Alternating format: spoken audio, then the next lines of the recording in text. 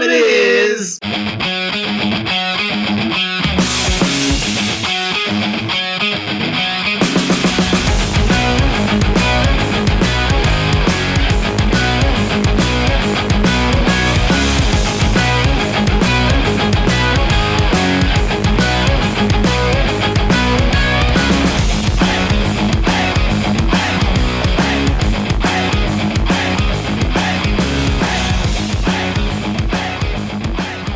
Thank you for joining the, 14th, I believe, episode of the C-Squared Hour. I'm your host, Chris.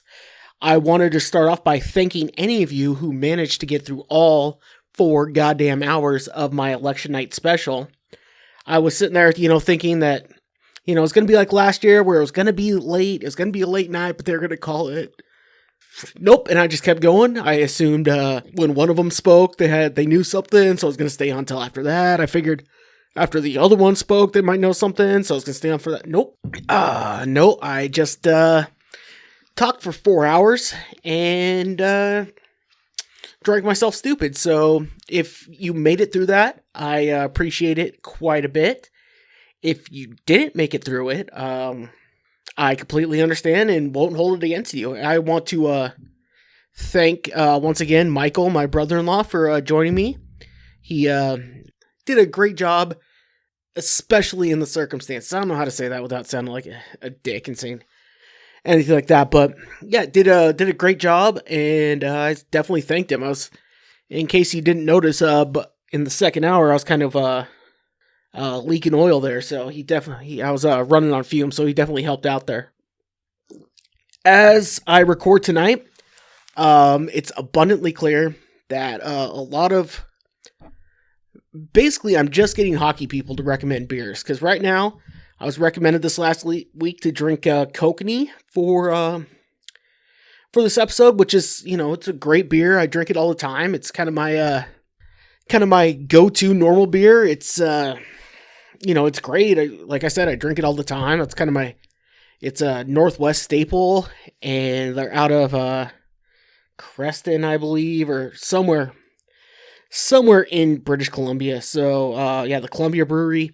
Again, if you're outside the Northwest, you might not be able to get it, but definitely if you can find it, check it out. It's well worth it. It's if you look around, it's the same price point as like Budweiser's and things like that, at least up here in the Northwest, but much, much better. So that's what I'm drinking. If anyone wants to know where the other Chris is, it turns out all those illegal ballots that the Republicans were talking about, that the illegal Biden ballots that were just stored in some warehouse. He was actually one of the warehouses. He was working security at it. So, it was, I guess it was a pretty good paying gig. I mean, you're going to have to keep that pretty secret. You're going to have to, you're going to have to keep it pretty secret. You're going to have to do, pretty good, you're basically, looking over a state secret. So, so that's where he was at, and I think that's where he continues to be, just for the simple fact that we got the Trump lawsuits and all that sort of stuff, and I spent again 4 hours on my last episode talking about election, talking about politics.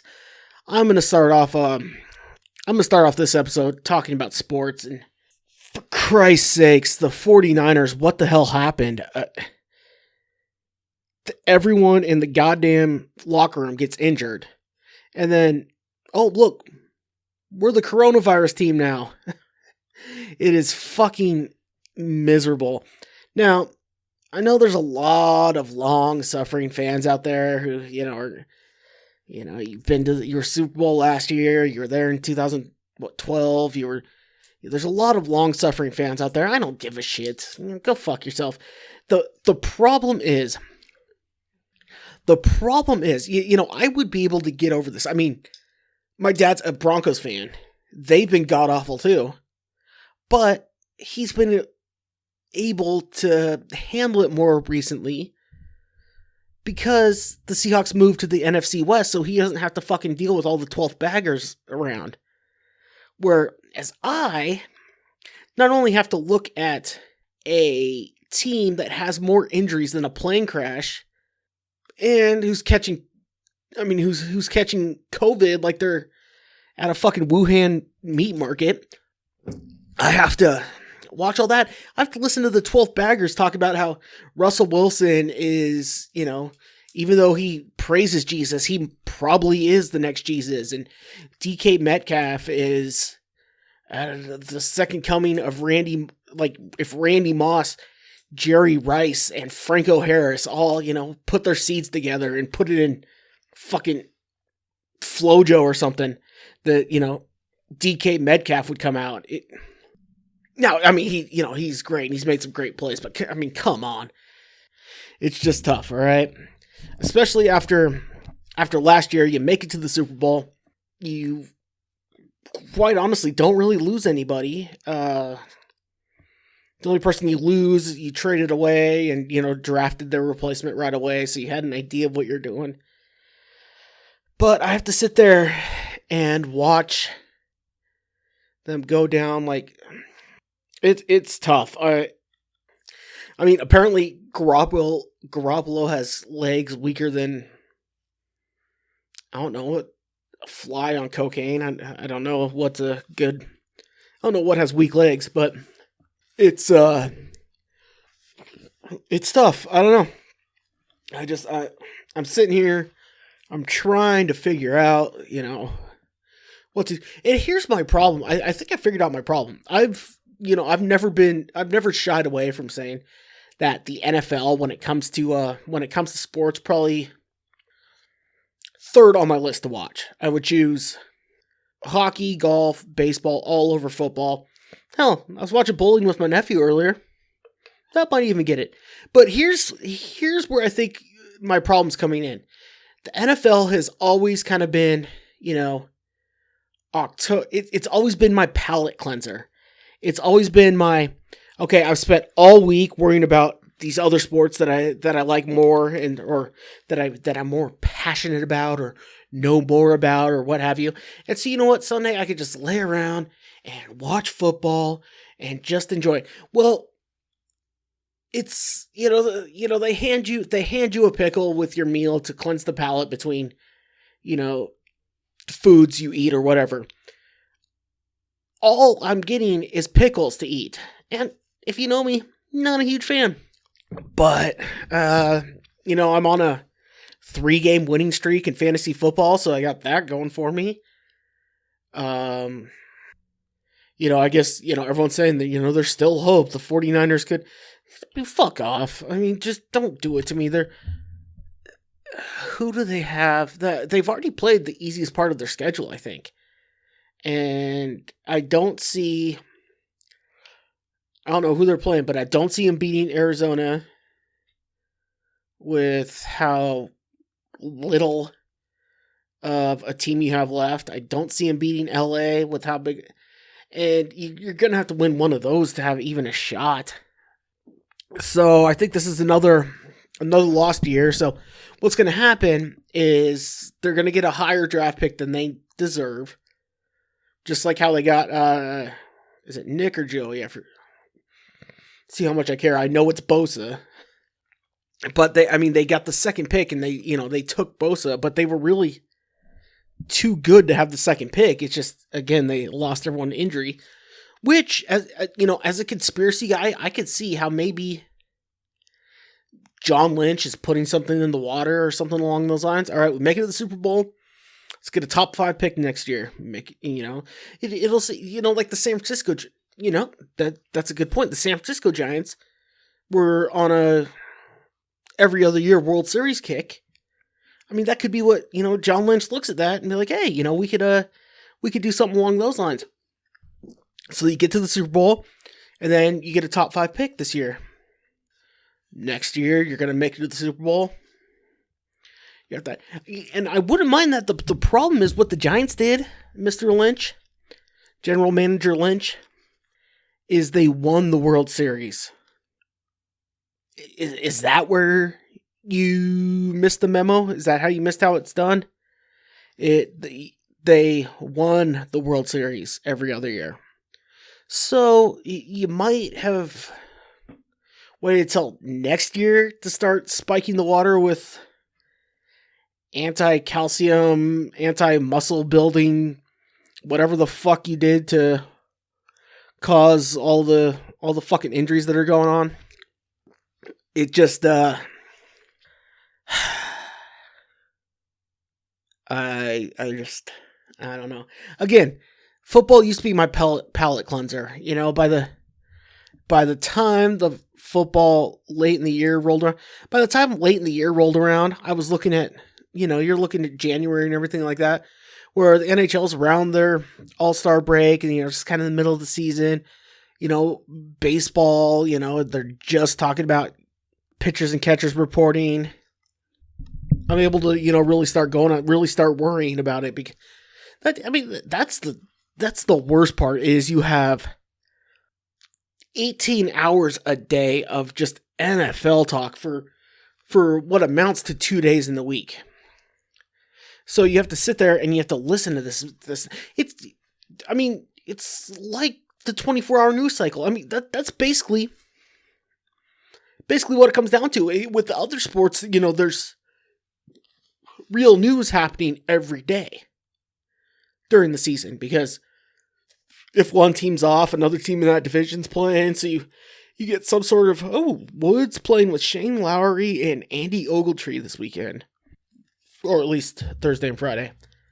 7:55 on ESPN Plus. All right. 10 off 10.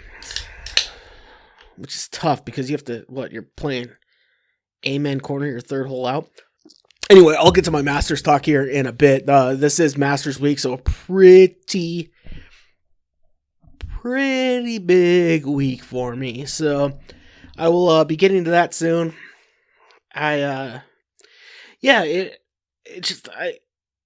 It's like news. You rather than just looking at the dumb updates that come up on my phone, I'm sitting there and turning on stuff and watching 4 or 5 hours of NFL stuff in week 7 or whatever the fuck it is. The NFL has always been my palate cleanser. Kind of, all right, this is my Sunday. If the NHL usually had their big game of the week on the NBC on Saturday. I was, usually at my own rink on, the weekend. I just come home and I can just take my pants off and watch football and not give a shit. In fact, I think football probably is the only sport I'm able to watch without pants on. Yeah. I think I take it, there's a certain time, there's, going to be jumping up. There's, going to be excitement. I think with football, I could actually, I know playoff, regular season baseball, I could. Playoff baseball, I couldn't. Playoff, that's your pennant race in playoff baseball. Playoff race and playoff hockey, I couldn't. Major weekend at a golf tournament, I couldn't. Or Ryder Cup, President's Cup.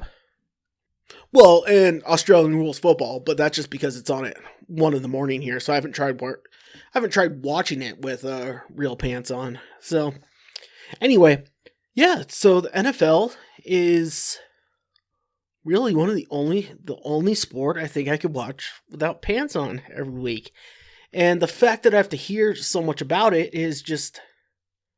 And there's no getting away from it if you're any sort of sports fan at all. You're no matter where you turn, you turn on the MLB network and you're watching Bull Durham edited for the 60th time, or they're giving you news that doesn't matter yet, or they're roping in football to baseball somehow. So it's just. And I could just be saying all this because the 49ers are looking terrible. They're getting hurt I don't know. And my phone just fucking fell. I'm watching I'm watching Sports Center on my phone because I need something going on in the background because I am crazy. So they got that going on. The 49ers thing, it was fun while it lasted. So that's where I sit on the NFL. It's hard to give a flying fuck about it right now. It's early in the year. My team doesn't, I'm watching it. I watched, Brady get his dick kicked in by New Orleans. Last night, the Monday night game was just, it was something else. Watching the Bills kind of put the wood to the Seahawks was nice. No matter what any of you 12th baggers say, the game was worse than the score looked. You got run the fuck over on defense. I mean, they're talking historical worst defense of all time. Absolutely god-awful terrible. And we're sitting there. And so, I'm sorry to tell you, Seattle, you're not Seattle. I know none of the Seahawks are. I mean, Paul Allen might be listening from the grave, but, I don't know if I have that sort of... I don't know if I reach into the underworld and the afterlife just yet. Might be getting there. I don't know. Who knows? Who knows where the internet, goes to? I mean, maybe, just maybe, Stitcher's a big deal in purgatory. I don't know. But Seattle fan, a defense that bad, there's no chance you can make anything happen going forward. Everyone making fun of Buffalo and Buffalo has a good team. I mean, you would think with how shitty they've been for the last decade and a half, you would have to, but Josh Allen looks like the real deal. They put some weapons around him. They look good. And I mean, with the Blue Jays playing in Buffalo, maybe they saw, hey, you get a bunch of high draft picks, but I mean, the Blue Jays didn't do that good. So let's go ahead and scratch that last conversation we were having. But yeah, I mean, to the 12th baggers out there, you're not going to win anything significant trying to blow everyone out of the water. Not going to happen, because whoever you get matched up with in the AFC, you're talking about Steelers, you're talking about Kansas City, Baltimore up there. I don't fucking remember, but yeah, like I said, palate cleanser. Right now, I should have just finished the World Series and be looking at what the NHL looks like with the season starting up. But no, I have to sit there and only worry about football. So I have to watch the 49ers lose people like they're a bad mother in a park and listen to the 12th bag on how great they are, even though they can't stop anybody. And it is what it is. So that's where I'm going. But however, as a break for all this, I get the Masters coming up this week. So possibly one of my favorite golf tournaments. Could be my favorite major. I don't know. It's tough because it's cool in its own way. I like the U.S. Open just because I like seeing a bunch of professionals get their ass beat, like just difficulty-wise and shit like that. The way I do at a course, just watching pros having to make 20-footers for par. It's like, hey, I did that yesterday. That was fun. Okay, this is for, actual golf people. All right, well, I just adjusted something here. A little inside baseball. I have a slightly new setup. Before I get any further into this, I really want to apologize. If you make it to the fourth hour, or the third and fourth hour, I just want to let you know that apparently when I've been drinking quite a bit, less is not more with me. I fucked with the settings, the sound, all that sort of shit. So it's gonna sound I mean, quite possibly, like the first episode, I ever did. It could sound very much like that. So, thank you for, if you listen to the 4th hour and the 3rd hour, thank you for understanding. So, I put a new setup here. I got this all, well, a slightly new setup. I have a new way to, listen through this back with my headphones. The only problem is the headphones are picking up everything, even if the mic's not picking it up. So if I sound a little distracted sometimes, that's what it's going to be. If it's a real distraction, I'll tell you. If something comes up on SportsCenter, I'll really let you know. But all right, so luckily it is Masters Week. So at Augusta National, it's usually it's usually Easter weekend. Or in that neighborhood, but they moved it because of the Asian AIDS thing. And so I got that going for me, so I don't have to fucking deal with just NFL talk all fucking week and weekend. I'll be watching that until they have the talk at Butler Cabin. I don't know what the fuck. I cleared everything out. I don't know why my nose starts running as soon as I step foot in here, and I don't know, maybe you're allergic to beer. Go fuck yourself. If I was allergic to beer, I would have already killed myself. I mean, I already have enough going wrong with me. Now I'm a weirdo allergic to beer. Go fuck yourself. I mean, obviously, the good Lord in heaven's just fucking with me. Alright, so I know some of you, those with a disposable income, are wondering who I'm picking, gambling-wise for the Masters. I'm done betting major championship golf. I'm just done. I have gotten my dick kicked in both US Open and the PGA. Not even just the winner, just final score, all that stuff.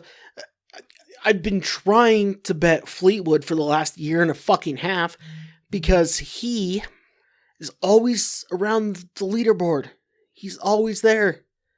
But he always has that one goddamn day where he shoots fucking 4 million and shoots himself out of the tournament. And then they show him the next day, shoot 5 under. If that fucker could put together 4 rounds, he would be an easy money bet. Tony Finau, another bet I usually take. He almost won in Scottsdale. The problem with Finau is it seems like he's content with, having a top 10 or having a top 5. He's always near the front page of the leaderboard in majors, but, he never really has a chance to win. And I'm talking about money bets, of course. Yeah, you could bet the usual, you could bet the Johnsons, you could bet the DeChambos, the Roms, the Rorys. You could bet bet the favorites. I'm talking money bet guys. I'm talking about guys who have a chance of winning it but have pretty good money on it. I mean, the odds are pretty good for Tiger. I don't know why. Well, I know why, because he's Tiger Woods, and, gamblers bet on Tiger Woods at Augusta, but hasn't been playing well. I mean, Augusta is kind of his bitch. So that has an opportunity to, Christ, I need to set down the fucking pen. That has an opportunity to bear some fruit, if you will. His golf swing looks, I don't know if it's what he's pretending to do or not, but his golf swing looks a little weird to me. I don't know. I would talk about it, but I know there's only 4 fucking golfers who listen to this, so no one's going to give a flying fuck. Well, apparently Boston College is playing Notre Dame, so ESPN has to talk about it. That's another thing. I love seeing Notre Dame getting there. There is nothing, I don't know, there's nothing more annoying than having to listen to fucking commentators, suck dick to Notre Dame. I mean, they made, Tirico and Dungy on Saturday were just, I don't know how rug burn their knees were, because, they had to suck dick the entire game. Which, if you're going to work for NBC Sports, anywhere in the football, I think it's a prerequisite to suck a lot of pipe, or at least Notre Dame pipe. I think that's part of the interview process, which makes sense. I mean, you're showing every game, but yeah, back to the Masters. Tiger always has a good bet, and it's his bitch, but I just don't see it with the way he's been playing this year. It just hasn't been there. But fuck, I said, but fuck. It's been that was kind of the story last year, and he kind of it's Augusta, so it's his bitch. So if I said I wasn't gonna do this, but I'm still fucking doing this anyway. If I were betting, it's not going to be a first time winner. It could be a first time major winner. It's not going to be a first time winner on tour, and it's not going to be a Masters rookie. No first time, Masters champion has ever been there. They're out playing the par 3 contest, so you don't have to worry about that. That jinx. There's the whole jinx if they have a par 3 contest on Wednesday. Before, if you win the par 3 contest, you're not going to win the Masters that year. Yeah, I don't know. I mean, I want to say Finau. He's always around there.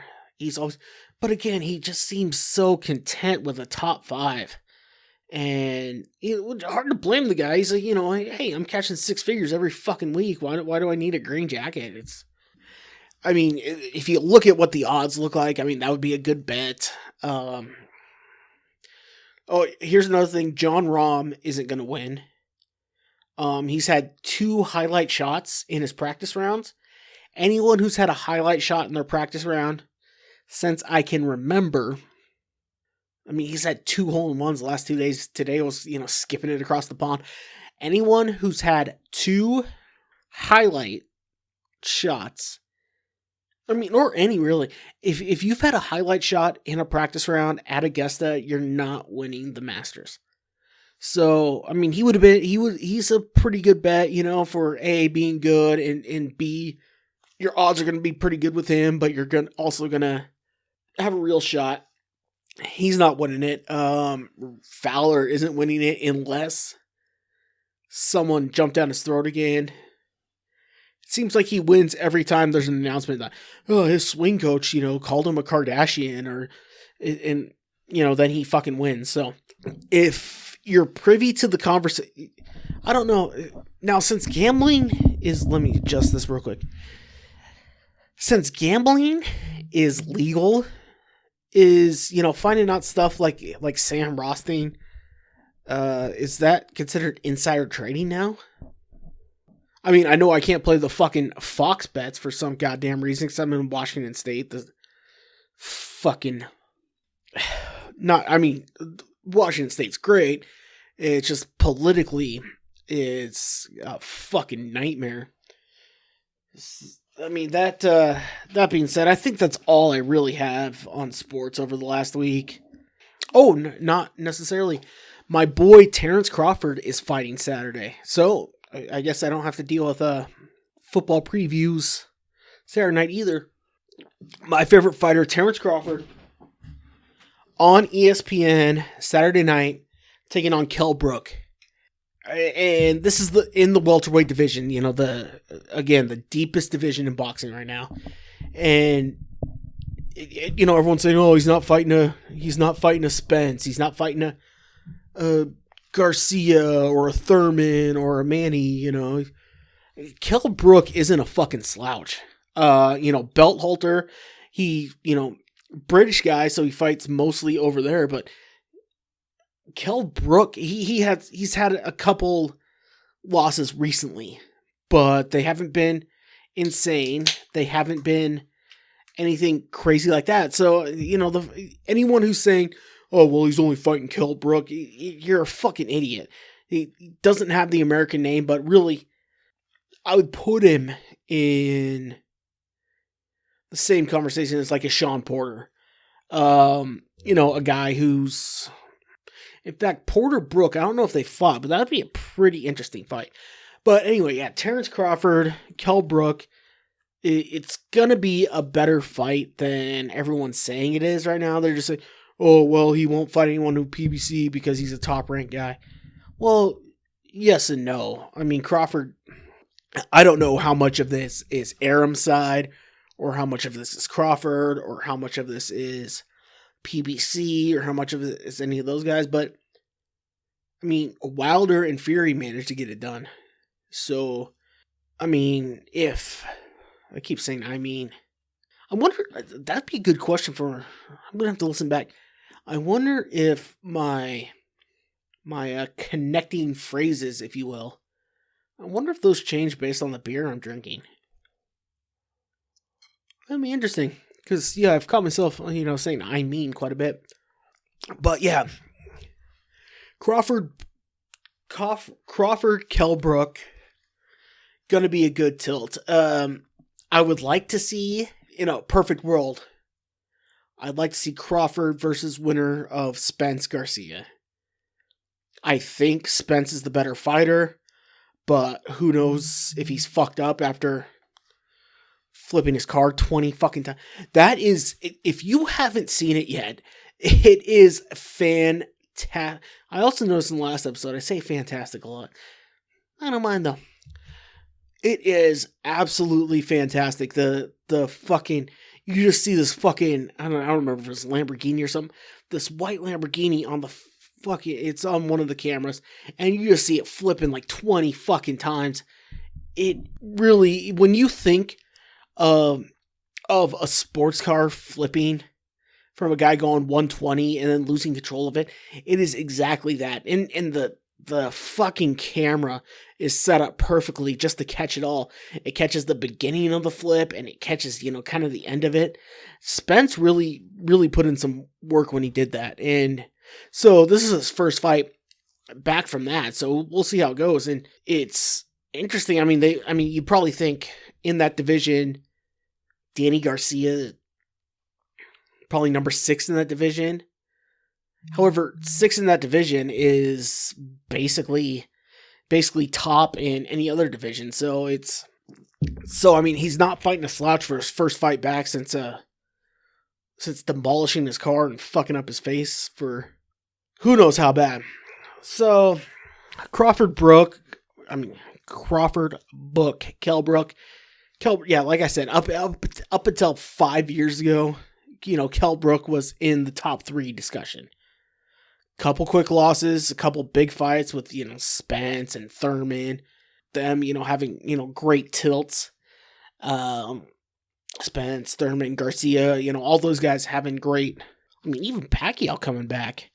All them having great, great success. Great fights and, getting on the big, big stage, if you will.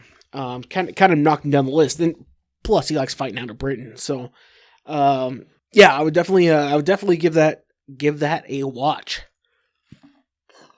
Saturday night on real ESPN. None of this nonsense before. So, especially if you look at what Loma Lopez did, the 2 biggest names in that division, and they're showing DeChambeau try to drive the first green in a practice round. And now he's running his mouth because he's a fucking weirdo.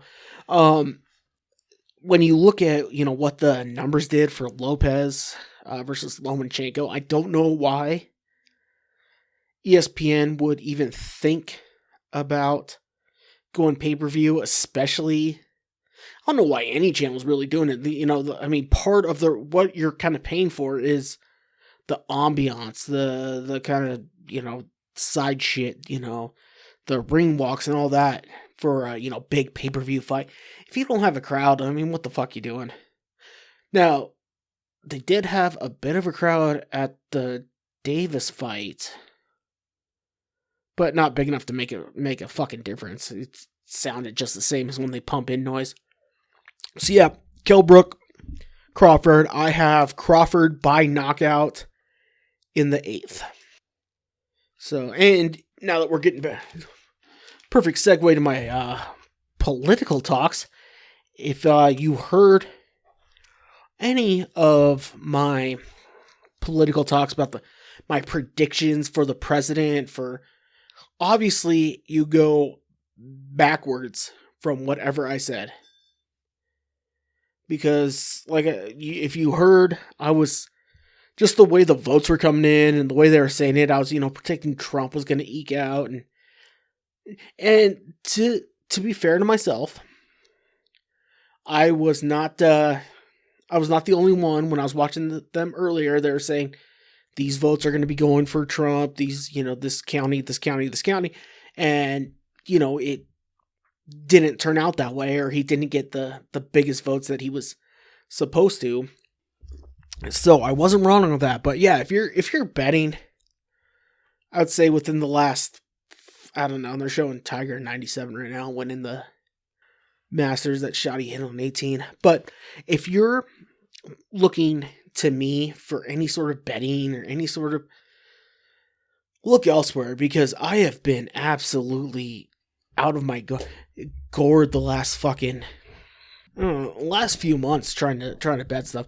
The problem is, about a month ago, I went out to the casino and I actually won a good amount of money playing blackjack, which I normally don't.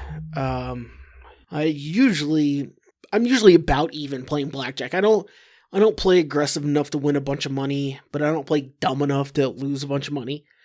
So, I'm like everyone else playing Pie Gal. I'm at the table the whole fucking time, but I'm not losing any money or shit like that.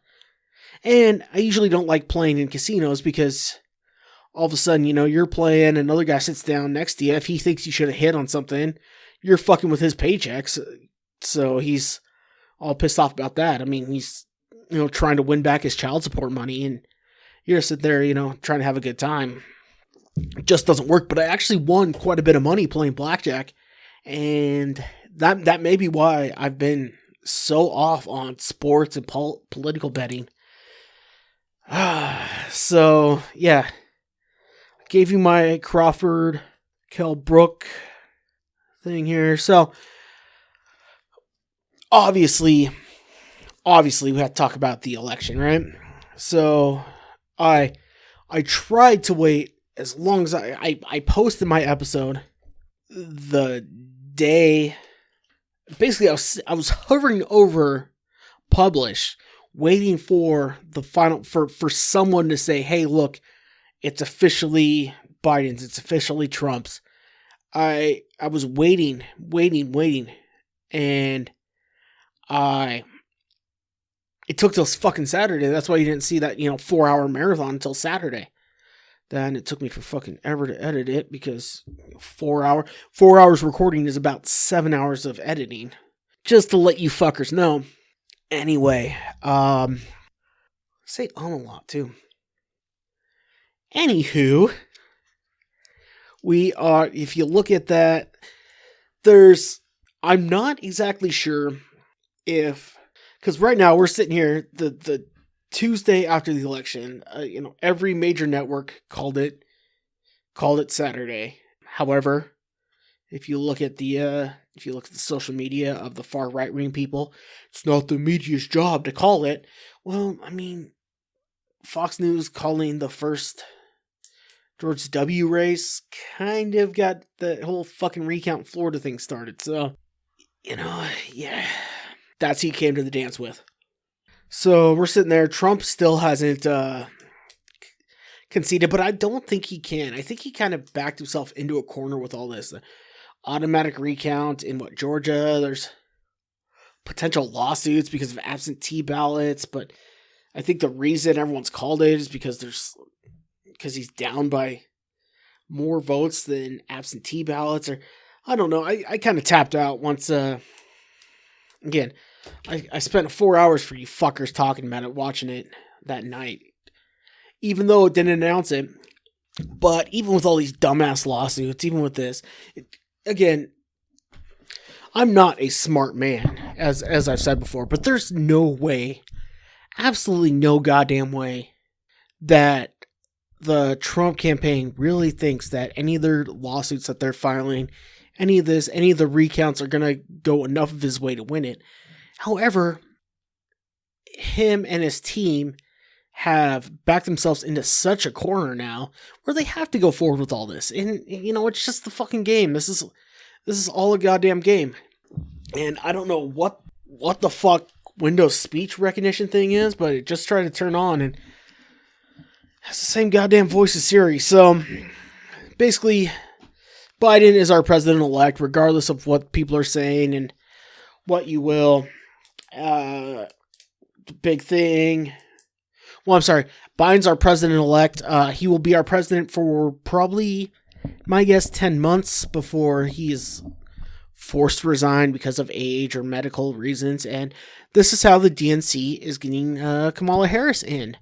And they are hoping that since it's a lot easier to re-elect a president than elect a president, that maybe she'll get re-elected, and this will be how everyone can shoehorn her in, which is, I mean, quite frankly, if I was any sort of progressive Democrat, I would be somewhat insulted, because what they're basically saying is, hey, look, we know you're progressive. Here's a woman of color, regardless of her career as a prosecutor, regardless of what she stands for on a lot of these things, since she's a woman of color, if you're a progressive, you have to vote for her. I'd quite frankly be insulted.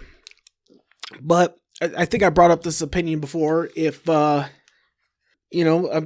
not finishing out his 4 years, in my opinion, and that is just how they get Kamala into the White House. So, and it may not necessarily be just Kamala. It may be, or Kamala, or, am I saying this right? I don't know.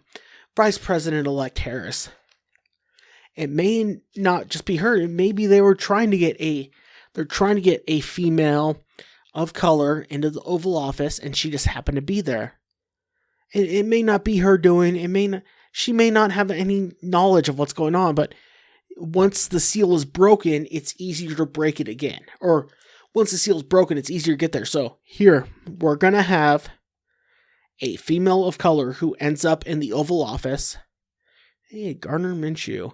We're going to have a female of color in the Oval Office. The world's not going to get set on fire. Everyone is still going to be in the same fucked up position they were under Trump. Same fucked up the position they were under Obama. So it'll be easier for whichever one they're grooming. It's not, no matter what people think, it's not AOC.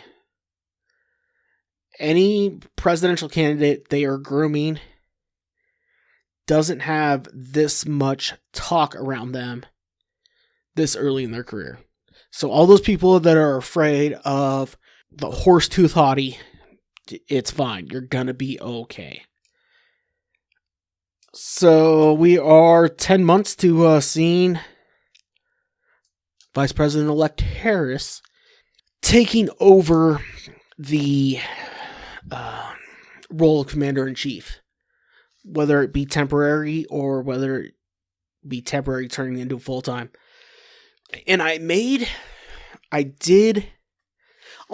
notice a lot of females weren't voting for party. They weren't voting. They just looked and said, you know what we want in the executive branch? We want someone with a sniz. Someone with a sniz in the executive branch. And they got it. I talked to a lot of them who said, oh, I don't know, but I mean, she's a woman, so let's get her in there.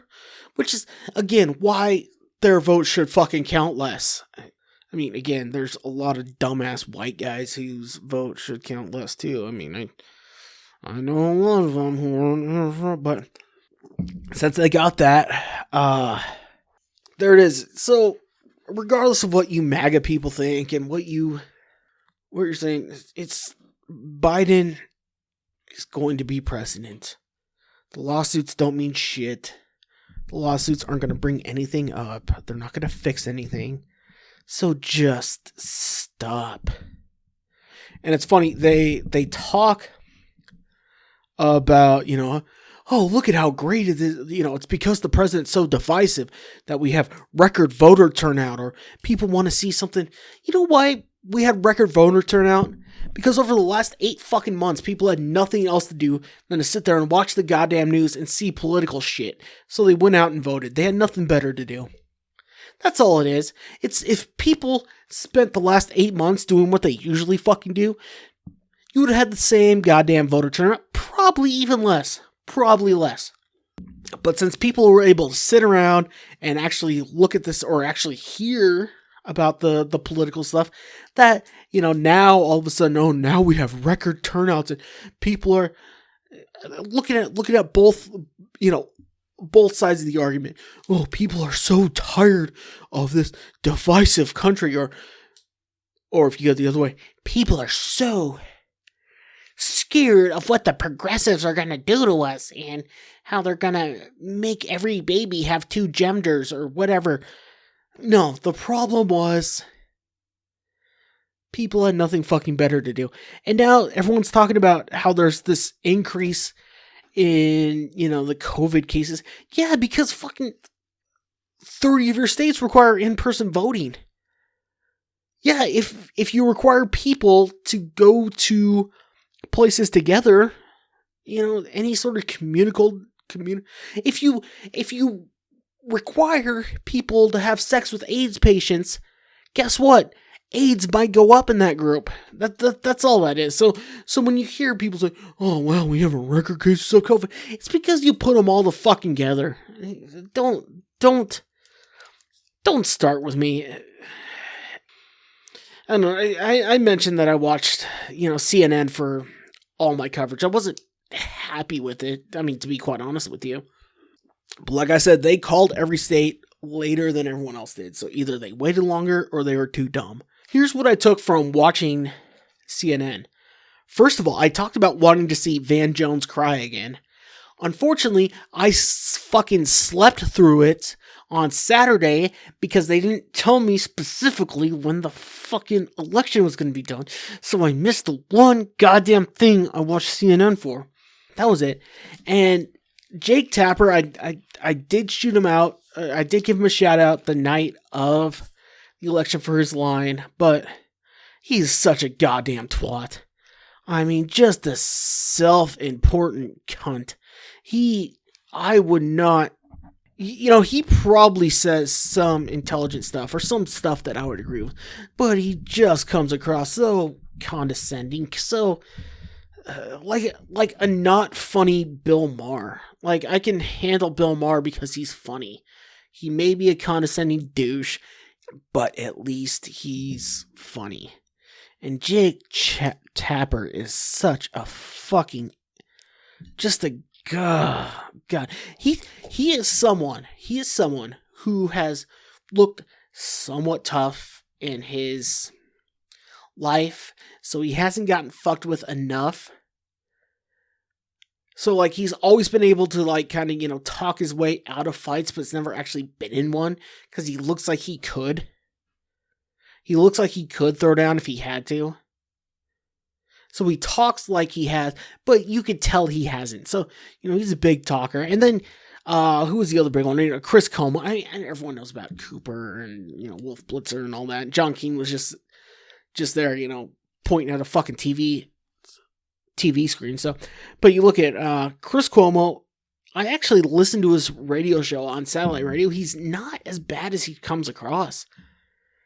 It just seems like on TV he's trying to compress so much into so little time, and he comes across as this fucking douchebag. He's actually not that bad.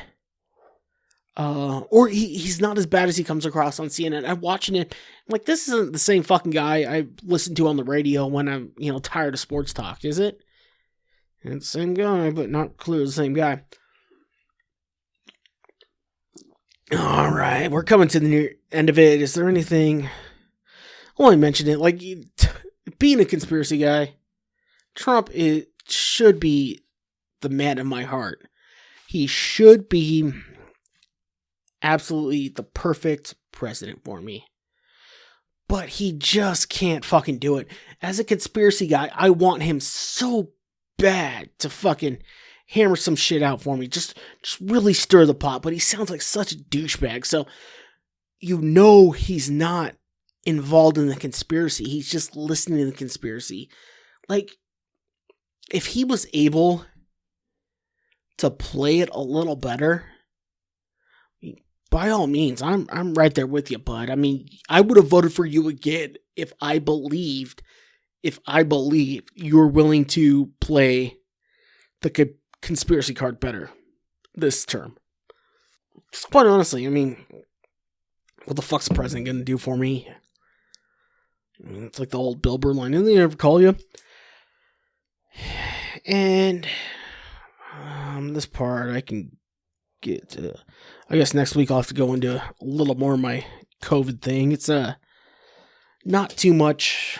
I mean, it's not too much different than any of the other shit I said, but talk about COVID spreading again, which everyone said around. Oh, and there's also that's something you've been seeing since goddamn March, that this is only a pandemic because the election's happening. And then once the election's over, we're going to have a vaccine. Don't announce the fucking vaccine the day after you announce the president-elect. Christ, if you're trying to avoid all this, I mean, no one is going to be getting the vaccine for at least another month. At least another month and a half, if that. But you know what you did by announcing, hey, look, we might have a vaccine. The only thing that people read, whether you're pro-vaccine, whether you're left, whether you're right, whether you're COVID's fake, all you said is, oh yeah, of course there is, now that we have a new president. That's all that people saw and heard. All these things are coming from private companies. You would think they had a fucking marketing team. Shut your goddamn mouth for a while. Just because you're first doesn't mean it's going to be better for you. All right, so there's potentially a vaccine. The only thing I've heard about it is, of course, there's a vaccine because, we have a new president-elect. So, that's... Christ on a... I can't be the only one thinking this shit. Like, I'm not that smart. I'm really not. I pretend like I am. I fucking spend a bunch of money to tell you people that I am. But I'm not that smart. I'm not as dumb as I play myself out to be either. So don't get me wrong there. But how am I the only one saying this shit? I don't know. So, and it appears that I ran into kind of a situation where 2016, I think a lot of Clinton people ran into this. I stayed in kind of my own bubble this time. I thought Jorgensen had a lot more national momentum than she actually did. So I was annoyed that they weren't showing her numbers on CNN through the whole, what about looking at her percentage, that they were right not to show it. So I just, in my bubble, I heard a lot of talk about her. I've done a lot of talk about her with, the people I'm around. And so I assumed that the percentage of people I was talking to who were going to vote for would have matched nationally, which, would have been around the 7% or whatever. I don't know if that's what it came to, but clearly looking at the numbers, I was way off. And so I know I jumped down CNN's throat, and I know none of them are going to hear this. But what I want to say is I apologize for you showing, Johnson and Jill Stein from 2016 and not showing Jorgensen this year, because clearly she didn't earn it this year. So I apologize, CNN. And if any of you hear this, just know to accept my humble apology. That being said, we're looking at about an hour right now recording. The big... I mean, two big takeaways from this episode. I'm gonna sum this up like I'm a fucking high school teacher. I spouted off for an hour, but here's what you need to know for your test. The 49ers are killing me, so thank God for the Masters. And congratulations, women. You got someone with a sniz into the executive branch. So I want to thank, as always, want to thank all my listeners, my listeners from day one, my, people who recommend beers for me, who hit me up on email, on Instagram, on Twitter. Again, I'll drink any sort of beer. So hit me up on any of those with your recommendations. Remember, the reason I'm doing this is to try to get free beer. All right? So, obviously, if you suggest Miller Lite, I'll drink it. But those fuckers aren't going to sponsor me. It's not going to happen. I mean, I saw a podcast that Lagunitas, who is, craft brewery sponsors out of California. And I'm nowhere near their level. And they're not getting the big names either. So I know where I sit. I know who my target has to be. I know that. But first step is to make you jackholes. Oh wait, I forgot. The squareheads, to make you guys feel like a part of this show. So I need you to send me recommendations, but remember, I'm on Eastern Washington, and I'm trying to get free beer out of this fucker. Alright? Well, I appreciate you all listening, but yeah, fuck the Niners until Sunday when I'm cheering for them again. And, you got someone to listen is, and I got to talk about my COVID thing next week. And if nothing else, I'll be recording next Tuesday. So thank you again for joining me.